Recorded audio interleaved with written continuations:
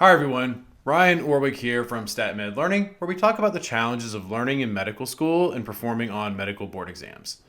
Today I want to talk about what it's like to be a med student with ADHD. As always, this also includes physicians and those in related medical fields like veterinarians and PharmDs. I call this talk, "It's not me, it's my ADD." This is a quote from one of my earliest memories of working with a med student who definitely had ADHD.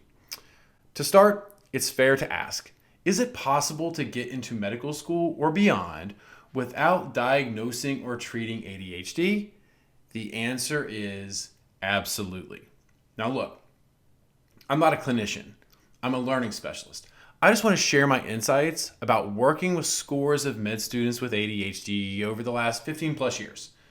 That starts with understanding that bright, motivated, elite adults can indeed get to med school or get into residency or even into practicing with undiagnosed or unaddressed issues with ADHD. The way I look at it is this: it's only a problem when it becomes a problem. By this I mean smart, motivated, high achievers can indeed get by. Some of them indefinitely, but others only up until a point. These are the folks I'm talking about. And if it becomes a problem, then in this case ADHD, it needs to be addressed. I've heard many horror stories over the years from med students and physicians looking for help regarding ADHD. And they were told things like, "You can't have ADHD, you're in med school," or "You're a doctor," or worse, "You can't have ADHD because you got into our med school." Ugh. Or I've heard, "Just take meds," or "Just get accommodations," or "Just exercise." If any of those fix the problem, then great. That means it's no longer a problem. But if this is not enough to manage someone's ADHD, then you guessed it, it's still a problem. And I've heard stuff along the lines of, maybe you don't want this bad enough, that's why they're having problems, or just get organized, or maybe you're just saying you have ADHD as an excuse, or everyone always says they have ADHD. Is that even a real thing? This is all terrible stuff, and well, I assure you, it's real. And I think these med students with ADHD are sprinkled everywhere in every med school, at least a few per class, hidden, struggling, looking for answers, looking for ways to put themselves in control of their learning and their careers. Before fixing the problem, though, we always have to start by understanding the underpinnings of the problem, and that's what we're talking about here. Let's start our exploration of med students and physicians with ADHD by first defining what ADHD is. ADHD stands for Attention Deficit Hyperactivity Disorder. You can find the definition and criteria for adult ADHD lots of places. Over here is a checklist from the Mayo Clinic, for example.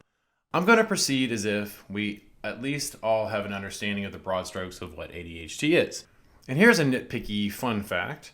Technically, even though people still say ADD is no longer an official diagnosis, not since the DSM-5 came out in 2013, making all subtypes fall under the umbrella term of ADHD. So nowadays, to be specific, the proper diagnostic term is ADHD with a subcategory. There are three main ones. First, you have ADHD inattentive type, which I think is what most people mean when they use the term ADD. This is where the distractions are happening internally and invisibly. While it's not exclusive, loads of our med students and docs with ADHD are ADHD inattentive types. Number two, then you have ADHD hyperactive type, which is characterized by a more physically overt, high energy, impulsive, bouncing off the walls type of presentation. This fits more with the classic caricature of old school ADD. And I've certainly met these guys too in my years working with medical professionals. And then the third type is called ADHD combined type, where both internal and external manifestations are present, which again, we certainly see and know a lot about. We want to start our discussion about ADHD in med school by identifying 5 broad ways ADHD might manifest as a problem for a med student, physician, or someone in a related medical field like veterinarians, PAs, or PharmDs. These are my own observations, and they definitely overlap in certain ways, and I wouldn't expect to see one med student with all of these issues. In fact, for one med student, it might be just parts of one pattern. For another, it could be 4 of them. While these patterns help guide us, Everyone is a little different. Please keep in mind, this is not diagnostic, and these issues are only relevant if they actually cause problems with academic performance or board scores. So, number one is distractibility. This might mean problems based on focus issues, where we zone out, get lost, get derailed, or can't stay on track during lecture, or while studying, reading, thinking, talking, presenting, etc., to the degree that it is truly impairing performance. Number two deals with impulsivity. This indicates a lack of self-regulation, from not controlling when you get off task in lecture or while studying, to experiencing impulsive test-taking issues. For example, a med student with ADHD might miss a test question, then read the answer explanation and say, "Whoa, what happened? I knew that. That was a dumb mistake. I do that all the time." Well, for the ADHD brain, this could be part of an underlying impulsivity pattern. It's not just a dumb mistake. For example, a pattern could be the student latched onto a single word or phrase, then predicted the answer based on that single clue, not factoring in the other clues in the passage, and thus missed the question. Another pattern could involve seeing an answer option down below in a fraction of a second. So they see that concept down there at D. Then, when they're up there reading the passage loosely and impulsively, they are shaping and twisting clues to fit that desired answer option, all happening at an astonishingly, impulsively fast rate. These negative behaviors can be rooted in impulsive behaviors, and it is very common to see this with a med student or doctor with ADHD. Therefore, proper methods need to be installed to offset these damaging behaviors. Number three relates to organizational issues. Issues with learning in med school often start with a breakdown in organization.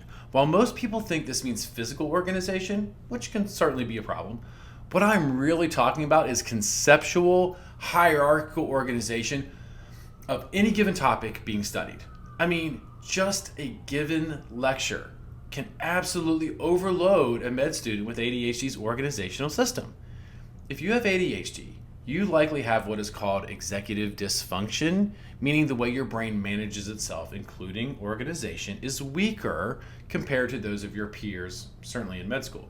And this might be where things are breaking down. The med student with ADHD who is struggling in this regard is likely trying to do too much internally and implicitly, and they just don't have the executive functioning bandwidth to manage it all. You could say in previous academic arenas where they found success, their bandwidth, limited as it was sufficient. But now in this arena, in med school or boards, that bandwidth is maxed out, and that's why they're in trouble.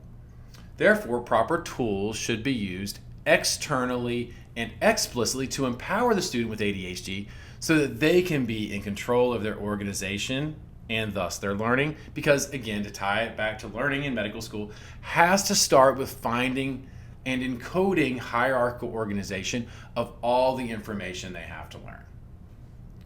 Sort of related to this is number 4, time management issues. And this can cover quite the spectrum.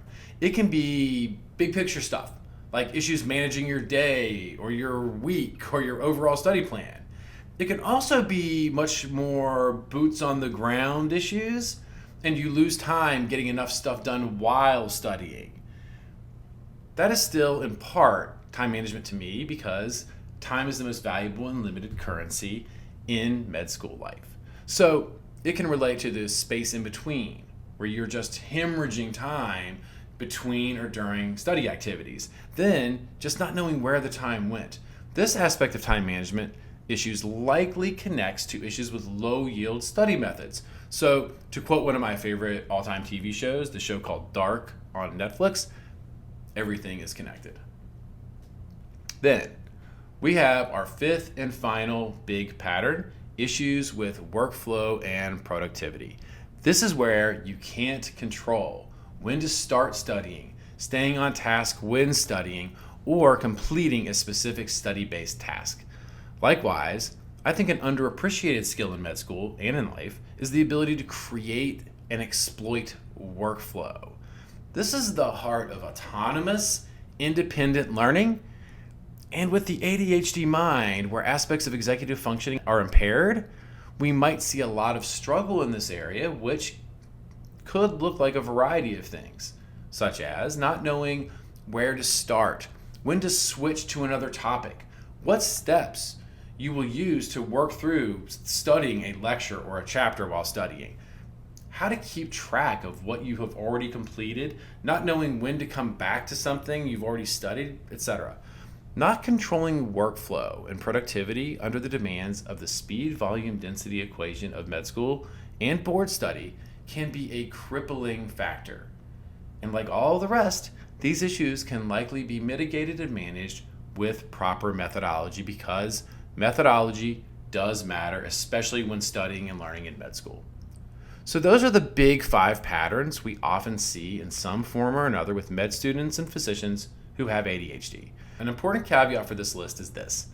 Many med students might see this list and say, hey, I experienced that issue with, say, impulsivity and distractibility, and I deal with it just fine, or I just go to the gym and that fixes it. Well, good for them.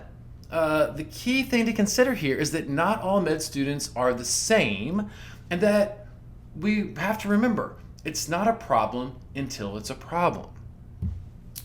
In my next phase of videos about dealing with ADHD in medical school and on boards, we are going to do 3 deep dives into 3 specific ways we might see ADHD manifest as a problem in studying, in time management, and when taking board-style tests. Like and subscribe to make sure you can easily find more of this content for learning and test taking in medical school, on boards, and in related medical fields. Thanks for watching.